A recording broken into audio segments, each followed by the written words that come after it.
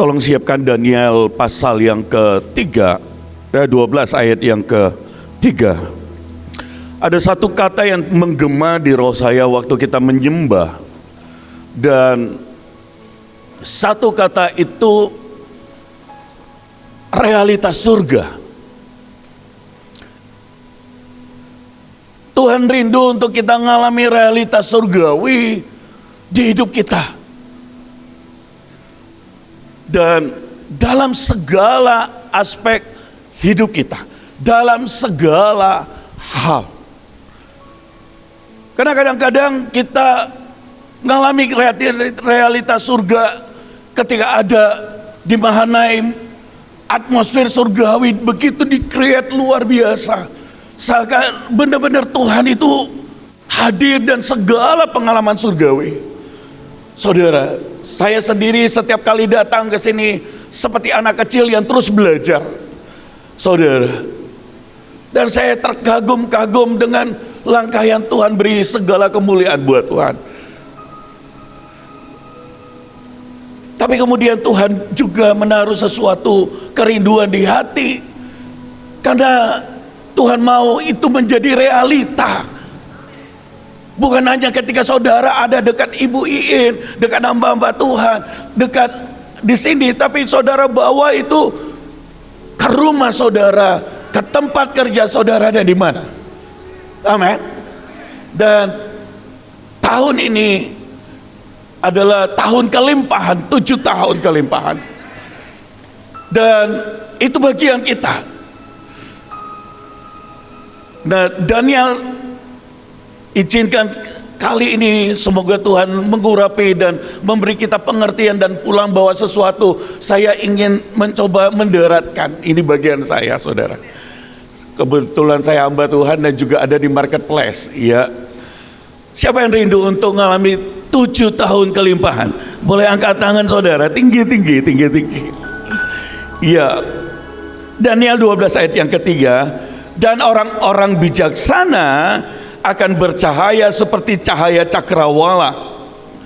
Saya dan saudara, bangsa ini akan dipenuhi orang-orang yang bijaksana dan yang telah menuntun banyak orang kepada kebenaran, seperti bintang-bintang tetap untuk selama-lamanya. Menuntun setiap orang itu panggilan saya dan saudara. Itu panggilan Mahanaim, itu panggilan Gereja Sinar, itu panggilan persekutuan doa saudara, itu panggilan pelayanan setiap kita dan keluarga kita, bangsa kita. Realitas surga harus nyata dalam hidup kita. Realitas surga di ruang Maha Kudus dibawa oleh Musa sehingga setiap orang melihat wajahnya bercahaya, sehingga setiap orang melihat bangsa Israel adalah bangsa yang berbeda sampai hari ini, karena realitas surga itu begitu nyata. Amin. Tapi ada satu oknum yang tidak suka ketika saudara abundance. Siapa itu? Iblis. Dan saya beri tema jebakan iblis. Satu hal yang iblis lakukan adalah seperti ketika dia mencobai Tuhan Yesus, dia menawarkan. Jadi hati-hati dengan jebakan iblis yang hari-hari ini adalah dia mencoba untuk menawarkan banyak hal. Oleh sebab itu kenapa kita perlu semakin intim, semakin saudara masuk di secret place, berbahasa roh lebih banyak. Kenapa? Karena iblis lebih tua dari kita. Kita tidak bisa memakai kekuatan kita, kepintaran kita. Rahasianya cuma satu, bergaul dengan rohnya. Karena dia yang memberi hikmat, dia yang memberi makrifat, dia yang memberi cara, dan dia yang akan menuntun setiap langkah saudara. Begitu iblis tahu, dia berkata, saudara berkata, aku terima 7 tahun kelimpahan. Iblis akan coba berbagai macam cara dan dia menawarkan seakan-akan itu dari dia. Mau jalan pintas, ini loh yang saya tawarkan. Mau jalan cepat, ini loh yang saya tawarkan. Oleh sebab itu, mari kita belajar sama-sama. Saya juga belajar, dan bukan berarti saya tidak pernah ditawarkan dan hampir terjebak. Tetapi saya belajar, bahkan di gereja saya khotbah 5 seri jebakan iblis ini, karena harga yang saya bayar dari hampir terjebak. Tuhan wahyukan itu. Kalau saudara nanti bisa lihat di YouTube Joseph Enrico Mulia official, saudara searching jebakan iblis. Baik, cara iblis adalah dia menjanjikan kekayaan, kekuasaan dengan cara instan. Wah, ikut Tuhan mau kaya lama, ikut iblis cepat. Hari-hari ini iblis mengundang orang-orang masuk ke dalam grup, dari sosial media, dari pertemanan, dimasukkan ke dalam grup. Oleh sebab itu, kenapa saya senang sekali kita di Batra, di Mahanaim itu sangat aktif untuk ada dalam lingkungan, sebab tanpa itu orang akan ditarik ke lingkungan yang salah, ke grup yang salah. Jadi hati-hati kalau saudara kemudian diundang di grup-grup yang lain, karena itu cara iblis. Kalau Anda diundang, kalau saudara larilah dari sana, jangan mau, sebab semua janji mereka adalah dusta. Begitu saudara masuk PPT berikutnya dan menyadari bahwa itu jebakan setan, dan hampir-hampir tidak mungkin untuk pergi. Jadi caranya adalah lari, jauhi dari kumpulan mereka. Jangan merasa nggak apa-apa tak coba. Jangan, saudara, lari dari kumpulan mereka. Matius 16 ayat 26, apa gunanya seorang memperoleh seluruh dunia tetapi kehilangan nyawanya, dan apakah yang dapat diberikan sebagai ganti nyawanya? Jadi tujuan kita bukan harta, tujuan kita bukan kekayaan, tujuan kita adalah realitas surgawi. Saudara memakai harta kekayaan itu untuk kerajaan Allah, untuk Injil, untuk jiwa-jiwa, untuk pelayanan, untuk memberkati banyak orang. Amin, saudara. Jadi minggirkan, bersihkan pikiran saudara kalau kelimpahan itu kekayaan buat kita, buat saudara. No, kekayaan itu adalah selalu saudara ingatkan, bukan untuk diri saudara, tapi untuk Tuhan, untuk jiwa-jiwa, untuk pelayanan. Apa gunanya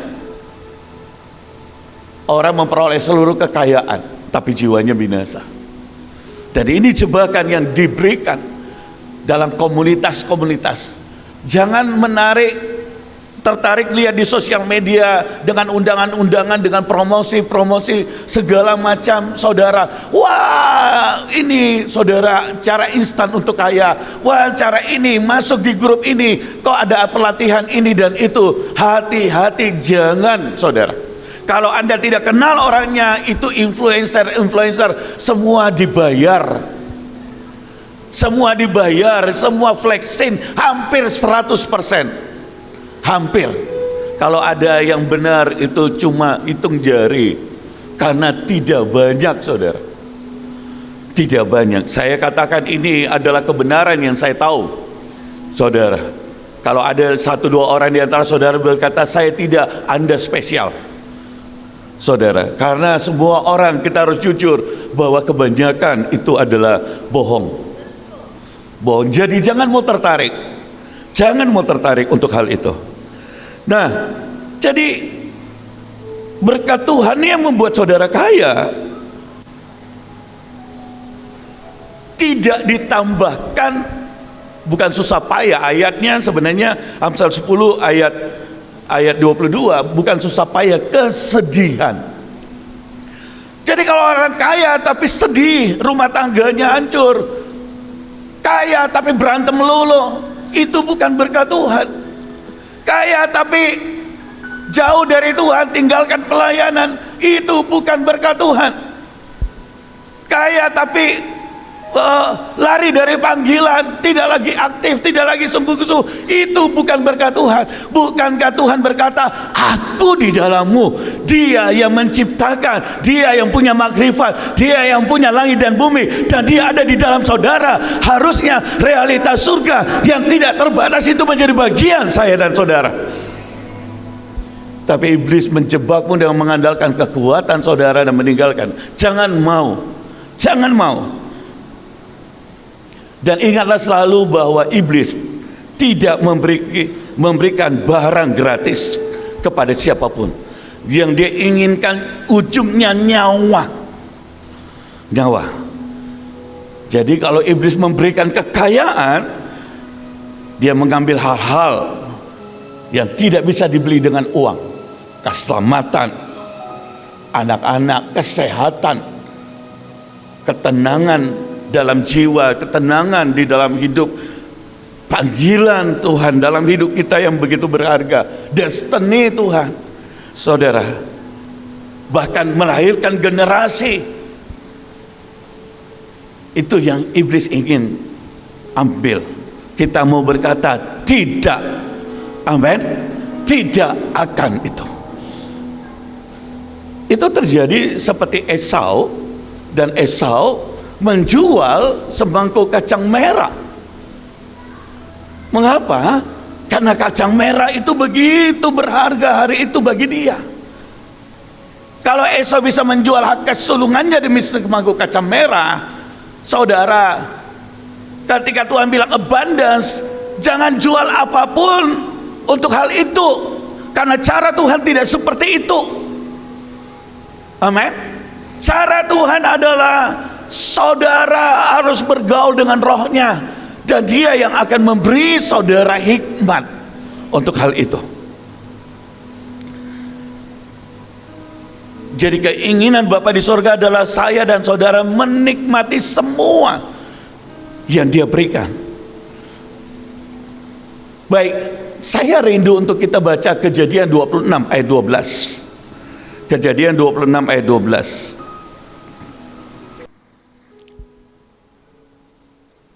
Dan 13. Maka menaburlah Ishak di tanah itu. Ayat ini saya yakin kita udah mungkin puluhan kali, ratusan kali, tapi saya selalu terkagum-kagum dengan firman, karena selalu ada banyak hal yang baru. Maka menaburlah Ishak di tanah itu, di dalam tahun itu juga ia mendapat hasil 100 kali lipat. Sebab ia diberkati Tuhan dan orang itu menjadi kaya, bahkan kian lama kian kaya, sehingga ia menjadi sangat kaya. Kalau kita bicara tentang abundance, kelimpahan, itu artinya perkalian, pelipat gandaan, bukan penambahan. 1 jadi 2, jadi 3, jadi 4. Pelipat gandaan, 10 kali lipat, 50 kali lipat, 60 kali lipat, 100 kali lipat. Saya ingin kita masuk pelan-pelan, coba saudara, karena pikiran konsep kita pelipat gandaan 1, 2, 3, 4. Kalau 1 langsung jadi 5, berkata, bagaimana caranya? Harusnya 1 jadi 2, jadi 3. Itu yang diajarkan kita di bumi ini. Tapi waktu saya baca, abundance itu pelipat gandaan.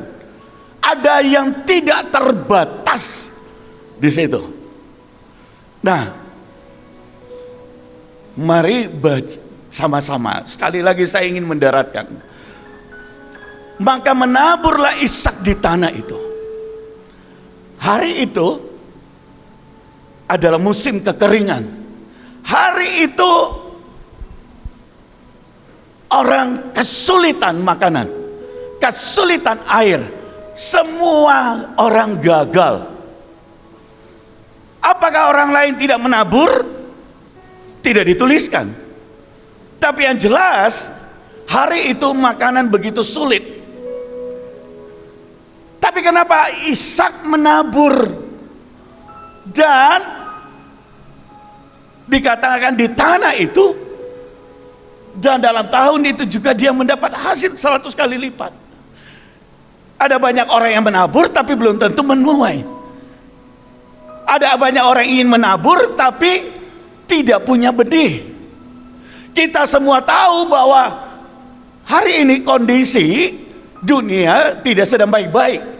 Dan kalau perang berlanjut, oleh sebab itu kita menahan hal itu tadi, supaya perang jangan berlanjut, agar supaya keadaan semakin baik. Tetapi Ishak saat itu musim kekeringan. Dan waktu saya merenungkan hal ini, dan tiba-tiba saya sadari sama satu hal, bahwa benih yang ditabur oleh Ishak itu adalah benih yang disiapkan untuk musim tanah kekeringan. Siapkah saudara benihmu ketika musim kekeringan datang?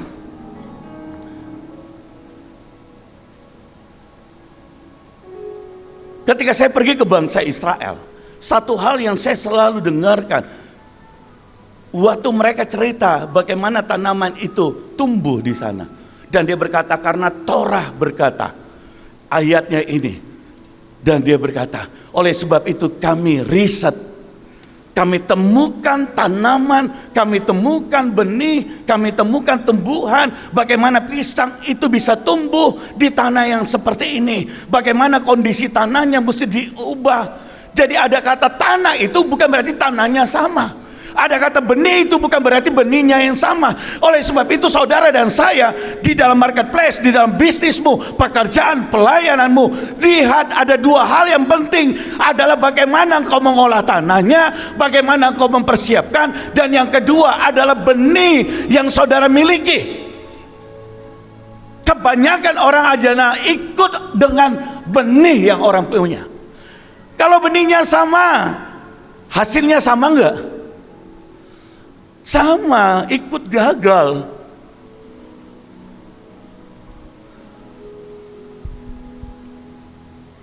Orang Israel tidak biasa menjadi follower. Orang Israel biasa menjadi penemu. Saya dan saudara, saya percaya bahwa Batra Mahanaim adalah selalu mendapatkan sesuatu yang terdepan untuk sebuah hal, pesan Tuhan, pergerakan Tuhan. Tetapi kerinduan Tuhan, realitas surgawi ini saudara juga bawa di bisnis saudara, pekerjaan, pelayanan, di rumah saudara, supaya realitas surgawi itu engkau temukan dan kau lakukan. Dan pikirannya harus apa? Dilipat gandakan. Jadi benih saudara harus berbeda.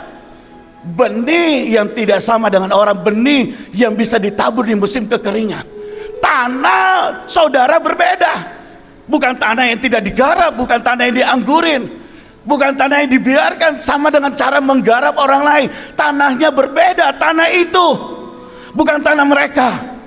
Tanah itu, tanah yang dulunya gagal, tanah dulunya tidak bisa, tapi tanah itu ketika Abraham melihat, aku akan memberikan tanah itu dan engkau akan menjadi berkat. Demikian tanah Israel itu diberkati. Tanah itu, cara saudara melihat tanah itu, cara saudara melihat keluarga saudara, cara saudara melihat bisnis saudara, cara saudara melihat pelayanan saudara, tanah itu, hidup saudara haruslah menjadi benih yang siap untuk ditabur, untuk dilipat gandakan. Saudara, tanah itu dan benih itu adalah sebuah faktor. Saya suka makan durian, Ibu In tidak suka. Tapi izinkan saya memberi satu contoh sedikit. Jeruklah. Orang tanam jeruk. Dan hari ini ada cabai bongkol yang semua orang tanam cabai yang sama. Tapi percayalah nanti berikutnya waktu panen harganya bukan 100.000, tinggal berapa? 10.000. 5.000. Kenapa? Panen raya. Lebih daripada ini. Kenapa, saudara? Karena orang hanya ikut, dan semua komoditi ketika dia oversupply, turun harganya. Apakah dia diberkati? Buat saya tidak. Karena yang dikatakan Ishak diberkati bukan hanya menghasilkan 100 kali lipat, tapi bagaimana benih itu yang kau punyai adalah hasilnya 100 kali lipat, dan hasilnya itu waktu orang lain tidak punya, engkau punya. Thinking, saudara, saya mau realitas surga itu di hati saudara, perlu perenungan dan untuk mendaratkan itu, mendaratkan saudara. Karena Tuhan tidak ingin saudara hanya di ruang doa, tapi keluar ruang doa, dompetmu selalu kosong, suami istri berantem, anak perlu apa, berantem lagi. Saudara, tadinya di dalam ruang doa saudara, mukamu penuh dengan urapan, penuh, tapi keluar saudara, suasananya berbeda. Dan saudara kemudian komplain ke Tuhan, Tuhan kenapa begini? Hari ini Tuhan cerita sedikit. Siapkan benih saudara untuk itu. Hai, saudara siapkan benih, garap saudara siapkan tanahnya, dan dia menuai 100 kali lipat. Kalau tidak disiapkan penuaian 100 kali lipat, pelipat gandaan, maka yang terjadi sia-sia. Berapa banyak kemudian sia-sia terbuang percuma pelayanan saudara. Oh, Tuhan kirim jiwa-jiwa karena tim kehidupan saudara tidak disiapkan, orang masuk keluar lagi. Kenapa? Jadi batu sandungan, nggak siap buat dilayani kok. Berapa banyak bisnis, saya datang ke restoran, masuk ke restoran itu bawa 20 orang, saya suka makanannya, ya seafood saudara di Makassar. Tapi begitu datang saya nunggu 2 jam, baru 20 orang. Oke lah, saya bilang Tuhan, saya ingat kenapa Tuhan tidak bisa memberkati 100 kali lipat. Jadi ada manajemen, ada benih, ada tanah, ada manajemen yang saudara harus siapkan untuk pelipat gandaan.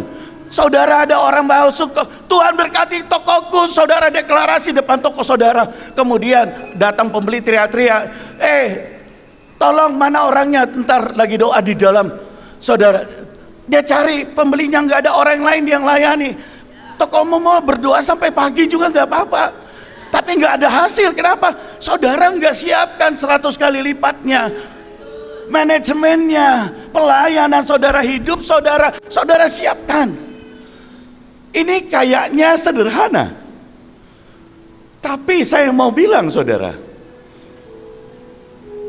ini menjadi realita. Berapa banyak dikasih tugas sedikit oleh pimpinan, saudara mulai ngeluh di dalam hati, saya lagi. Kan katanya mau 100 kali lipat. Saya lagi, bangun pagi lagi. Saudara, nah yang berikutnya adalah dia diberkati Tuhan, orang itu menjadi kaya, bahkan kian lama kian kaya. Saya ingin menyambungkan benang merahnya, benih hasil riset. Jadi biasakan saudara punya benih yang berbeda dengan orang lain. Saudara harus punya spesialisasi. Saudara harus ngerti panggilan dan destinimu. Saudara harus kuatkan hal itu, benih yang saudara miliki. Setelah benihnya, kemudian konsep pikiran saudara, manajemen tanah saudara, saudara harus rubah. Manajemen hidup saudara, manajemen hati saudara. Saudara harus pakai manajemen surgawi yang merubah saudara. Saudara. Dan kemudian, yaitu apa? Buah-buah roh, karakter. Saudara mesti terapkan dalam bisnis, pekerjaan, keluarga saudara. Dan kemudian benang merahnya, bagaimana ketika kelimpahan itu terjadi 100 kali lipat. Dan ketika manajemennya itu baik, maka yang benang merahnya diberkatilah Tuhan. Karena seperti tadi bisa saja orang itu diberkati, ngalami 100 kali lipat belum tentu diberkati. Kenapa? Karena pengelolaannya jelek. Saya datang sekali lagi ke restoran itu dan ternyata restorannya bilang lagi, "Pak, minta maaf tunggu lagi sebentar ya Pak, kokinya belum datang." Aduh, mateng. Satu kali lagi, "Pak, minta maaf nasinya agak dingin Pak, karena orang kerja kami kurang." Orang itu nggak siap, padahal dia orang Kristen. Benang merahnya adalah dia makin lama makin kaya. Itulah orang yang diberkati. Mari berkata kelimpahan itu menjadi bagian kita adalah makin lama makin kaya. Maka yang terjadi, dia akan kembali lagi selalu, dia akan meriset lagi sesuatu yang baru, mendapatkan benih yang baru, mendapatkan sesuatu yang baru, dan kemudian dia tarik benang merahnya, dia persiapkan manajemen, siapkan orangnya, siapkan timnya, siapkan segala sesuatunya, dia buat pelatihan dan segala skillnya dan yang lainnya, saudara. Pemikiran yang sama dengan tim, dia habiskan waktu untuk itu 100 kali ganda, dan kemudian dia akan makin kaya dan selalu seperti itu. Dan saya berdoa abundance ini menjadi bagian saudara. Bagian saudara. Kalau ada bisnis yang berkata, "Pak, semua orang bisnis itu rugi, hanya 10% yang untung," jangan takut. Tapi jangan ikut influencer. Teliti, amati. Mungkin engkau adalah 10% itu. Kalau kau pakai cara Tuhan. Kalau pelayanan juga begitu, saudara. Kalau saudara masih gampang ditarik-tarik, gampang dibuat orang kecewa, engkau mau abundance? No. Orang yang abundance itu, tanah hatinya sudah tanah hati yang spesial. Tanah hati yang tidak lagi biasa. Dan saya berdoa, Tuhan rindu saudara benar-benar ngalami. Saya jemput kita bangkit berdiri. Bagi saudara yang mau berlutut berdoa, silahkan. Saya rindu untuk naikkan pujian sekali lagi, I see the Lord.